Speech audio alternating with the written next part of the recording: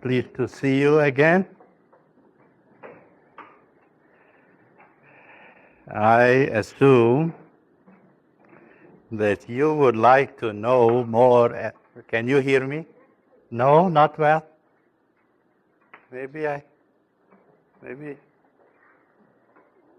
if I come forward, my basic assumption is that you have come here today to find out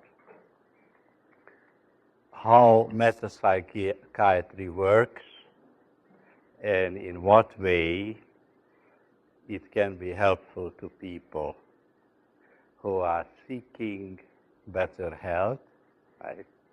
And a clearer understanding of life. Now, in metapsychiatry, we have developed certain principles. There are 11 principles, to be exact,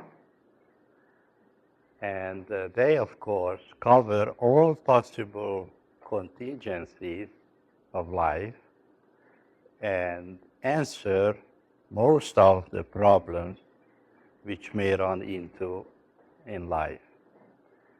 But very often people would ask me, tell me, Dr. Hora, how do you operate with your technique in this kind of psychotherapy? How do you operate with your technique in this kind of psychotherapy? What do you think of this question? The framework is operational. Yes. What do we mean by an operational framework? Yes? Cognitive, that if you do this technique, then this will happen. That is true, of course. Yes? You also have an idea in your mind before you start of what you're going to do, rather than being responsive. Yes. But even further than that. Thinking it's an erroneous assumption that we're doing it and that we've got everything. Right. We have, in a very widespread fashion, because we are a technological culture, we live by the idea of can do. And we can do almost anything in life. I remember when the Shah of Iran's wife finally gave birth to a baby boy, and they were troubled, they had no heir, and she was quoted as having said, "You see, I did it."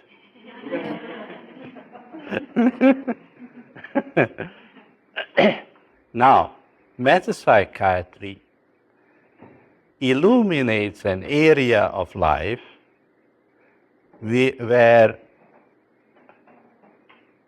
we cannot do anything. Not everything can be done. We can do the chores around the house, we can do mechanical things, we can do many things. But when it comes to existence, which is life itself, we enter into a sphere of reality where nothing can be done. And the harder we would try to do something, the worse it would get. And this can be very frustrating to people whose thinking processes have been conditioned towards operationalism. So this question is frequently asked by young students of psychotherapy. How do you operate with your technique in metapsychiatry? And the answer is, we don't operate. And the question comes back, but what do you do? You have to do something. People come to you and they pay for it, and you don't do anything, how do you justify your fees?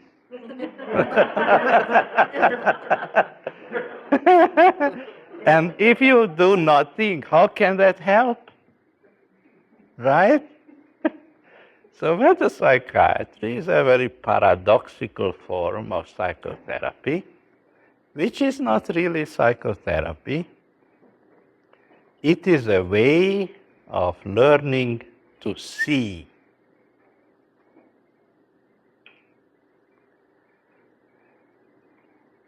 Now,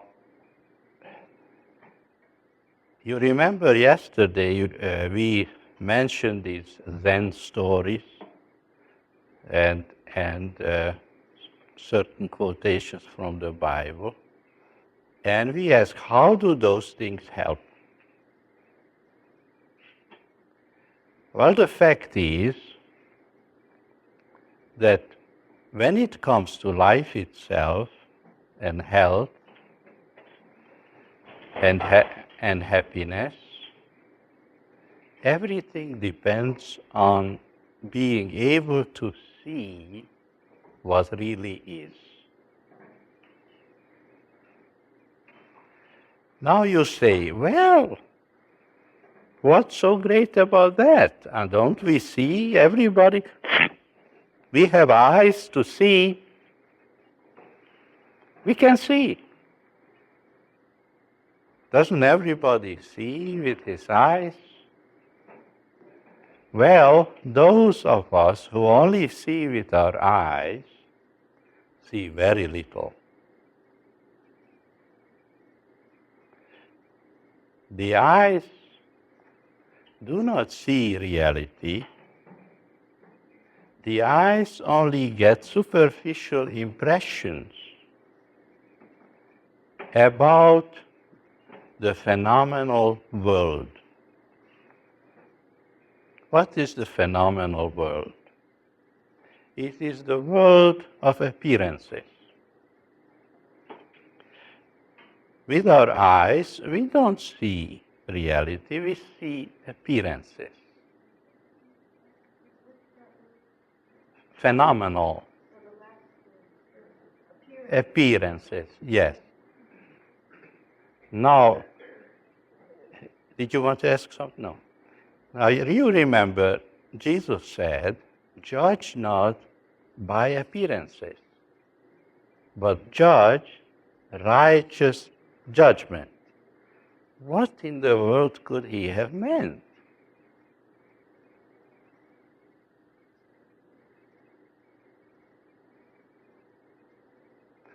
You see, in metapsychiatry, we are learning to judge righteous judgment.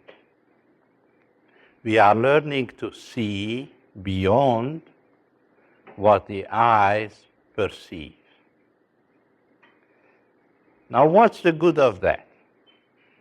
In what way will that help people to be healthier and to live better lives? Simply this way. As thou seest, so thou beest. How is that? If we learn to judge righteous judgment, then we shall see certain qualities everywhere which the eyes cannot see. You remember yesterday we mentioned there are 3 levels of perception. There is sensory perception, which is simply seeing the surface of things with your eyes. Then there is cognition, where we don't just see with our eyes, we interpret what we see in the context of certain preconceived ideas. We give labels to everything, and pretty soon we don't see anymore what the eyes would see. We see our thoughts about things. For instance, we say, the eyes would see, that's green. But cognition would say, that's a blouse. And then you can come to say, you don't see the green, you only see the blouse. And so what we see again, we don't see reality, we see our thoughts about reality. Now this is a very important factor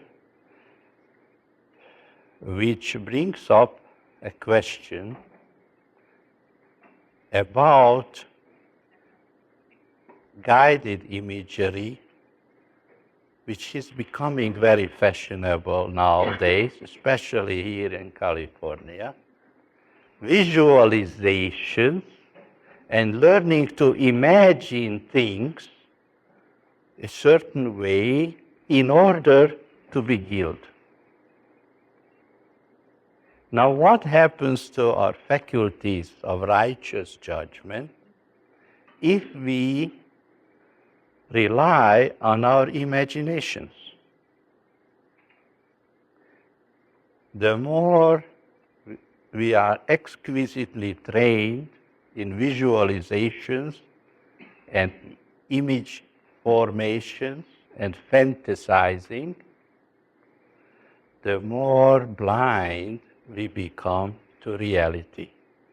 It is as if we were weaving a tapestry in front of our eyes with beautiful design, and then this tapestry obscures what the eyes would see, and all we see is our own fabrications in our minds.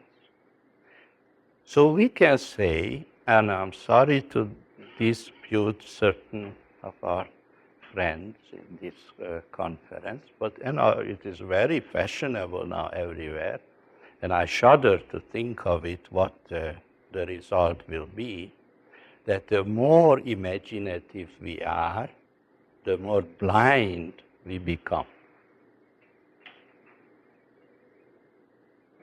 What is insanity?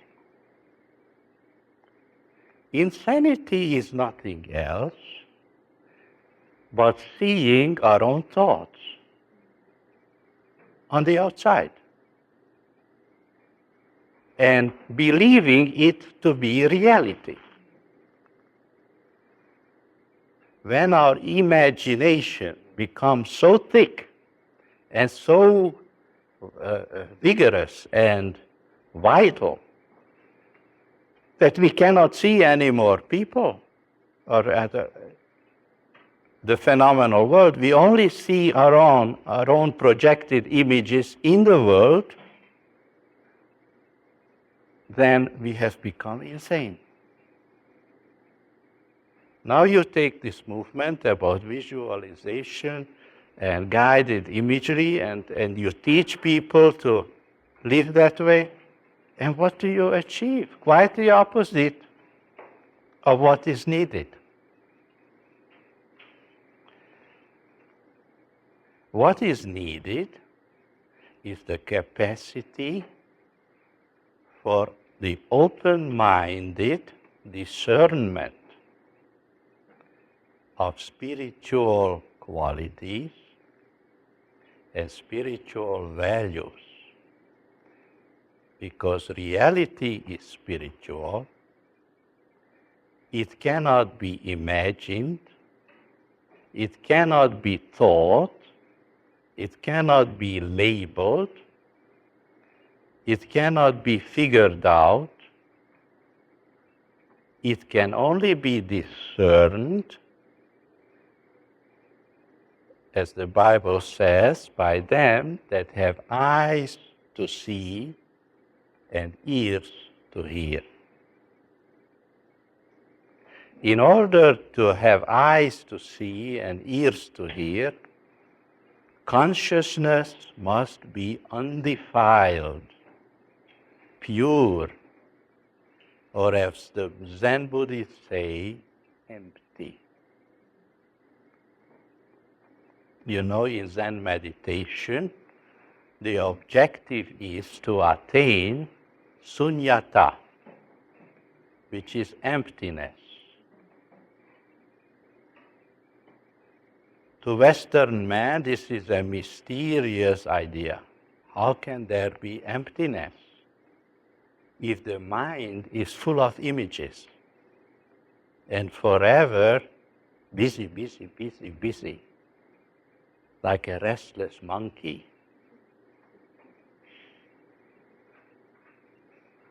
We are busy thinking, calculating, speculating, imagining things, visualizing things. And we have come to overestimate the value of this capacity, and we confuse it with creativity. We believe that there is such a thing as creative imagination. Don't you believe it? There is no such thing as creative imagination. Imagination is a blockage to creativity. So it's a self-contradictory idea. In order for an individual consciousness to become creative, it has first to be empty.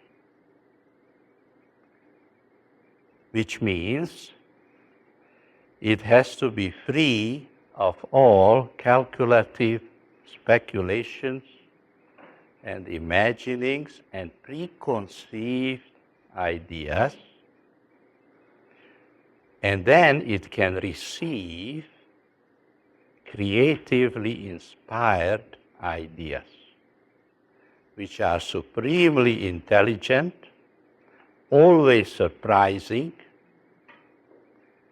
always beautiful, always loving, always intelligent, always beneficial. Now, so in metapsychiatry, we are not doing anything.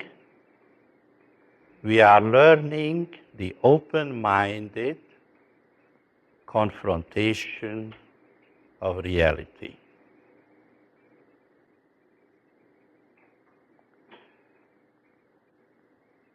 Now, what happens when we reach that point that we dare to look at life without preconceived notions?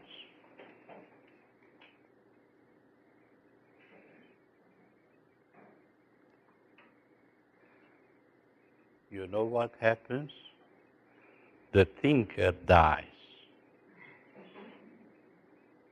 Who is the thinker? Spirit is not it's not a thinker. The ego, right. The thinker has the illusion that he can think.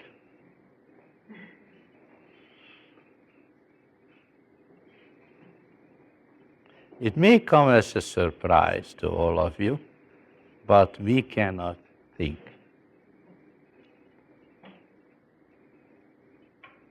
We have a very powerful impression that we can think, and we can figure things out for ourselves.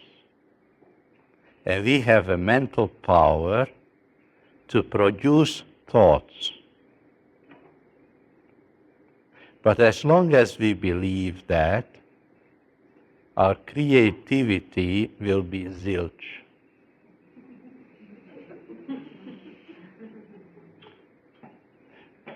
The thinker is in a state of normal insanity.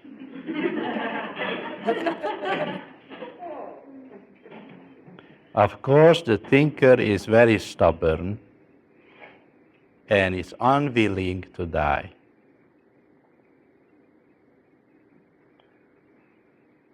So, in metapsychiatry, we are helping people to die.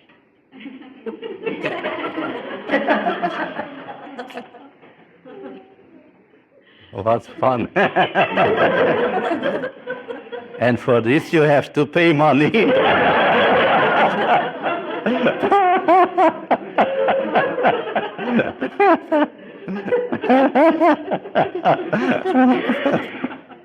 But don't forget that Jesus said, whosoever would be willing to die for my sake shall find real life. So Jesus knew about this.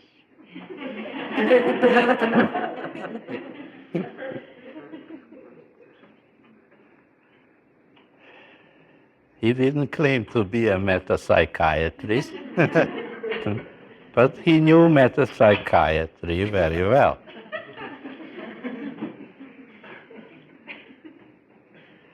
And everything we know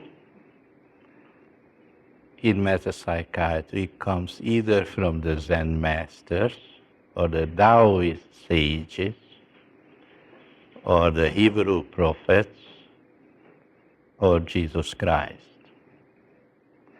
This is the source of our way of understanding life. And it's a tremendous source of insight and healing.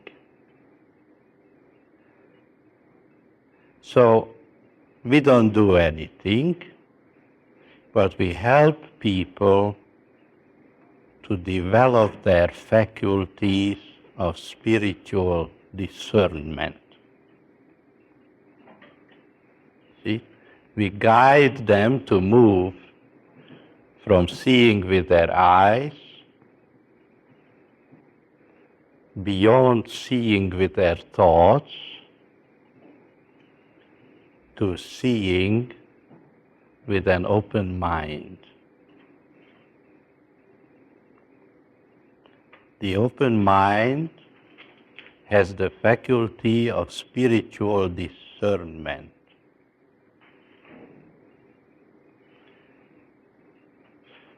Spiritual discernment looks at the world in an entirely different way than what is considered normal. May I remind you of the first Zen story yesterday. Before I took up the study of Zen, mountains were mountains and rivers were rivers. But when I got into the study of Zen, mountains were not mountains anymore, rivers were not rivers anymore.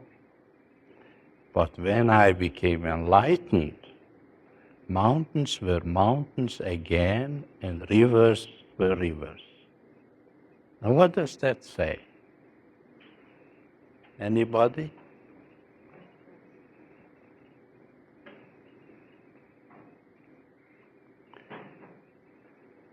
Would you like me? Yes? I understand the first two, but the third one. Uh-huh. The first one, the person saw the appearance. The mountain looked like a mountain, therefore it was a mountain.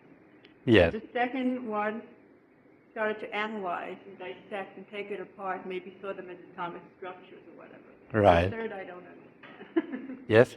Another phrase comes to mind, which is nothing is as it seems to be, but neither is it any different. Yes, yes, and so?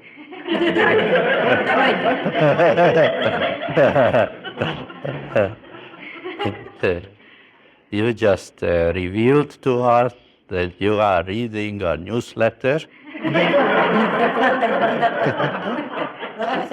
and you are a good student of metapsychiatry. Jan, a medal here.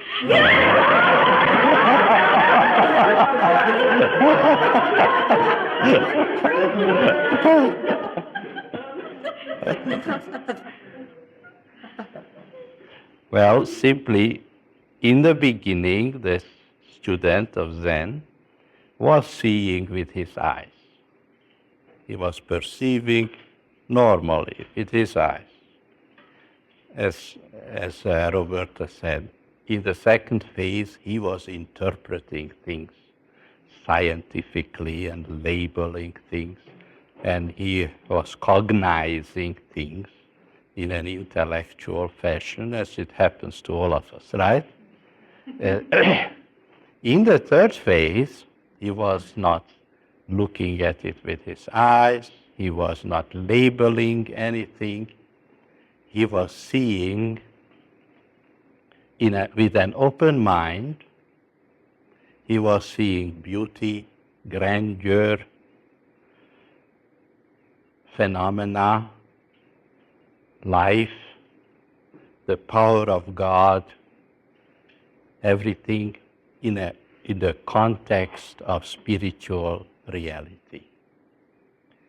In the context of spiritual reality, everything in the visible and in the invisible world reveals to us certain aspects of God,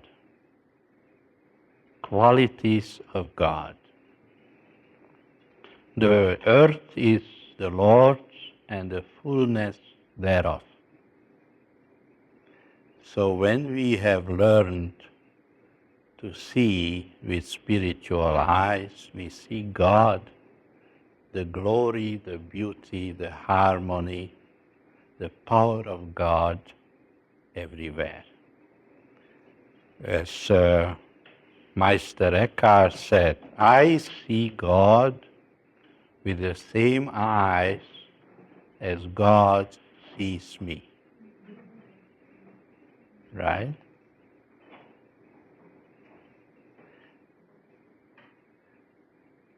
So we teach our patients and students and friends and enemies the art of seeing with the spirit. Now perhaps you are all very familiar with the story of Yen Hui, because I wrote about it and I keep saying it. Do you know Yen Hui, our old friend, Chinese friend Yen Hui? Well, I'll tell you about him. Very, very good story. This Yen Hui was a Chinese scholar in ancient China. He was a very scholarly man and great philosopher. And he studied metapsychiatry with a teacher called Zhuangzi. Have you ever heard Zhuangzi? He is one of the fathers of metapsychiatry. And he came to Zhuangzi, who was his teacher, and says, Master, I'm in real trouble. I'm in hot water. The emperor wants me to become his court advisor, and I'm scared. Because this guy has a bad habit. He keeps chopping up the head of every advisor who gives him bad advice. So this great honor is a great danger. It comes with certain dangers.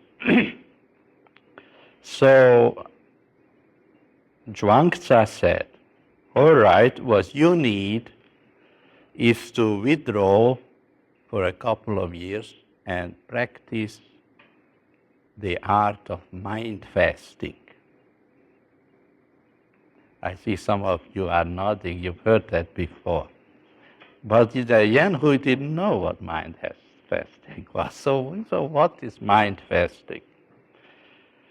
So Zhuangzi said, you go to a quiet, secluded place in the forest and resolve that whenever you will see with your eyes, you won't see with your eyes. When you will hear with your ears, Don't hear with your ears. When you understand with your mind, don't understand with your mind. Practice seeing, hearing, and understanding with your spirit. So Zhuangzi retired, and 3 years later, he comes back and says, Master, I have practiced the way you instructed me, and I think I have discovered something. What have you discovered? I discovered that before practicing mind fasting, I was sure I am Yan Hui. But now I realize there never was a Yan Hui.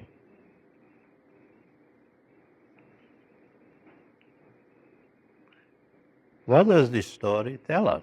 This story is probably 5,000 years old. These are turned tape.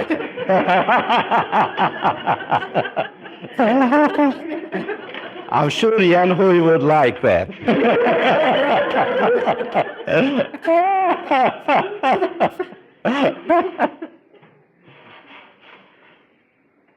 What happened to Yan Hui? He saw himself as God sees himself. Yes, could you explain that?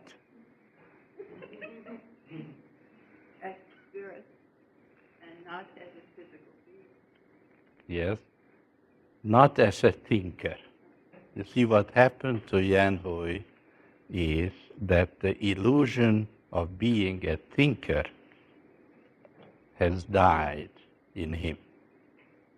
And he discovered that the name Yan Hui belongs to a thinker who was brought up as a normal human person with all the basic illusions which we grow up with.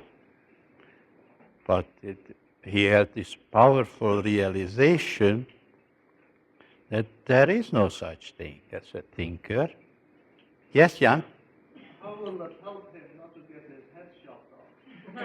I'll come to that. You're worried too much.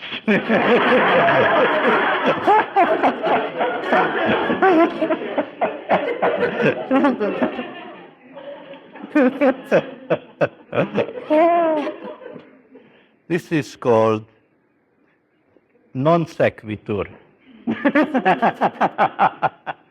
Well, anyway, Yan Hui discovered that he is not a person, that he is not a thinker, he is not a personality, he is not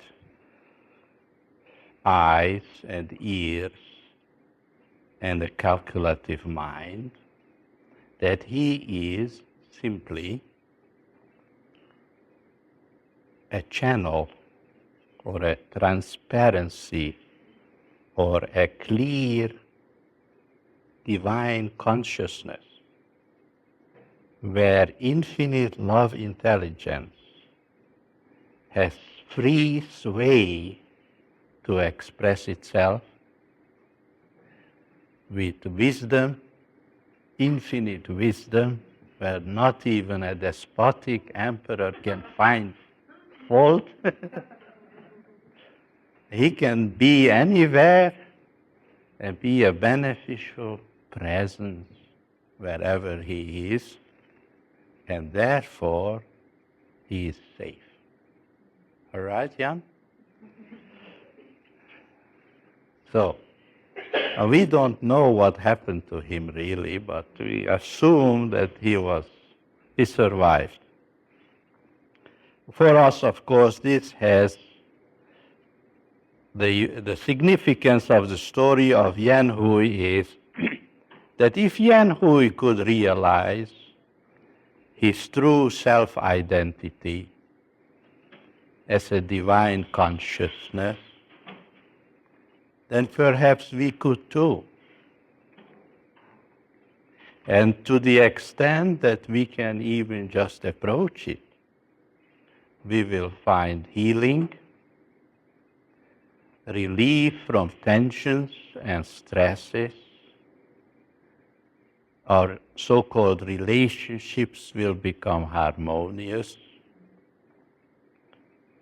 and life will improve in all aspects.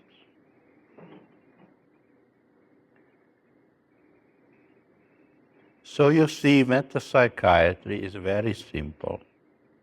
All it asks of you is to be willing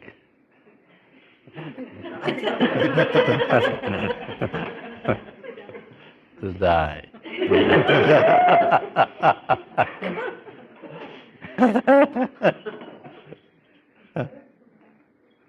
Are you willing to die? Not yet.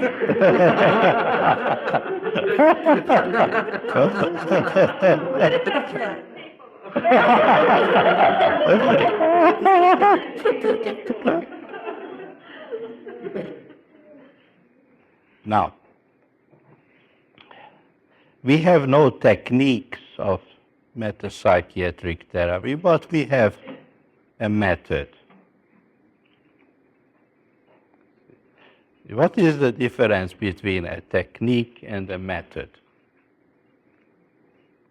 What's the second one? Method, yes.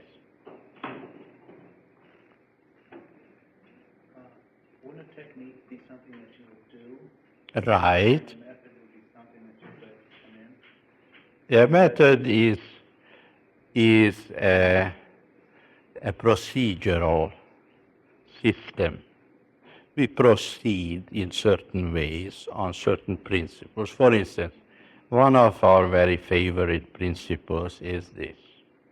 If you know what, you know how. Have you heard that before? From Bob Merkel. Yes, yes. If you know what, you know how. Now, what's so strange about that? Suppose somebody comes to us with certain problems, and we would like to help him. Then we say, if I would know what the meaning of this problem is, then I could know how to help him. Right? Yes? The answer is within you. No, the answer is always in God. Yeah, within you, the God within you. Yes, you could say that. Right, right. So then, we always confront every situation, whether it is our own problem or somebody else's problem, with a question. What is the meaning of this particular situation which seems to be? See, we speak about our method comprises two intelligent questions. The first intelligent question is, what is the meaning of what seems to be? The second intelligent question is, what is what really is?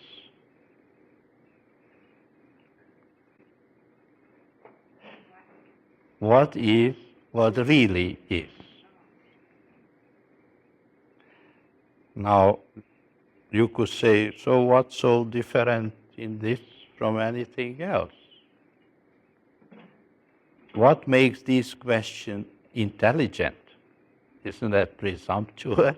To say that metapsychiatry can ask intelligent questions. Well, if you know the stupid questions, then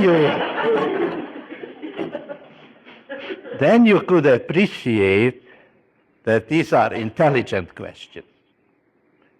Who knows the stupid questions? There must be someone here. Yes? Why? How? What? Where? Well, yes, you have a smattering of the stupid question.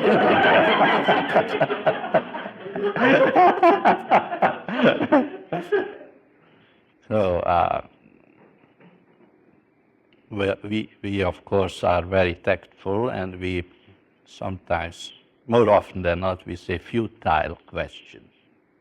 The stupid questions are futile questions. What does that mean, futile? They don't help. Right. Now, there are 6 futile questions. The first futile question is, what's wrong? The second is, how do you feel? The third is, why? The fourth is, who is to blame? Who is to blame? The fifth is, what should we do? The sixth is, how should we do it? Now, you must have heard these questions before, right? The world is holding it before your eyes all the time. No wonder we don't find any answers to life's problems. Shall we repeat the 6 dumb questions? What's wrong? How do you feel? Why? Who is to blame? What shall I do?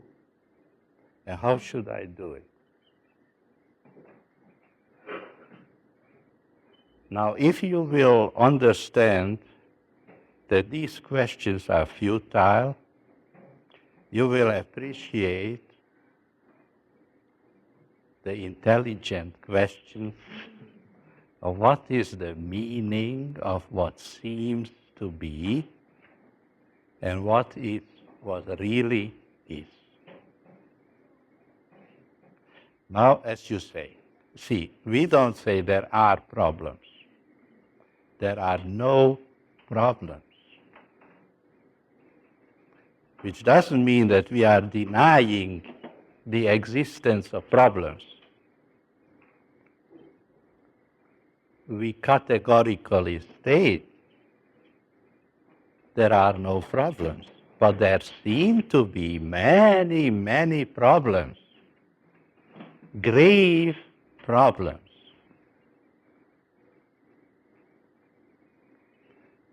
So we say there are no problems, but we agree there seem to be. You see, if there were problems, the situation would be hopeless.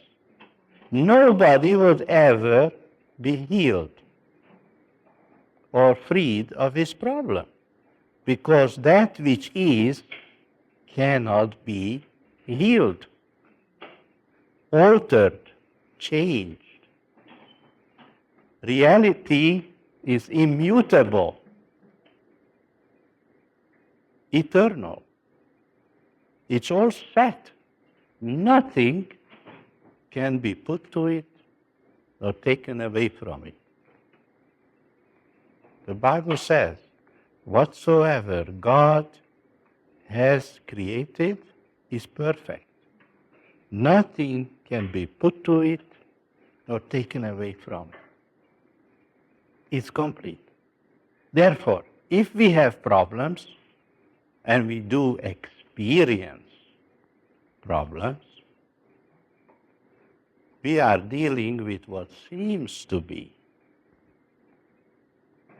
not what really is. It's good to know that. Because if it only seems to be, there is hope. There's a possibility of healing.